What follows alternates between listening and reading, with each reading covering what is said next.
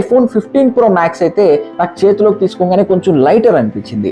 ఎందుకంటే దీంట్లో మనకి టైటానియం ఫ్రేమ్ అయితే ప్రొవైడ్ చేశారు. బట్ ఈ ఐఫోన్ ప్రీవియస్ మోడల్స్ లో మనకి స్టెయిన్లెస్ స్టీల్ ఉండడం వల్ల ఐఫోన్స్ అయితే కొంచెం వెయిట్ అయితే ఉండేవి. నెక్స్ట్ నేను నోటీస్ చేసింది దీని యొక్క కర్వ్డ్ ఎడ్జెస్. ఇక్కడ ఎడ్జెస్ ఏవైతే ఉన్నాయో ఇవి కొంచెం కర్వ్డ్ ఉన్నాయి. మనకి ఫ్రంట్ సైడ్ కానీ బ్యాక్ సైడ్ కానీ ఓవరాల్ గా కొంచెం కర్వ్ అయితే ఉంది ఇక్కడ. అదే మనం ప్రీవియస్ జనరేషన్ ఐఫోన్స్ లో చూసుకుంటే మనకైతే బాక్సీ షేప్ డిజైన్ అయితే ఉంది.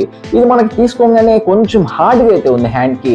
బట్ ఈ iPhone 15 Pro Max అయితే కొంచెం మనకి రౌండెడ్ ఎడ్జెస్ ఉండడం వల్ల కొంచెం స్మూతర్ ఎక్స్పీరియన్స్ అయితే ఉంది.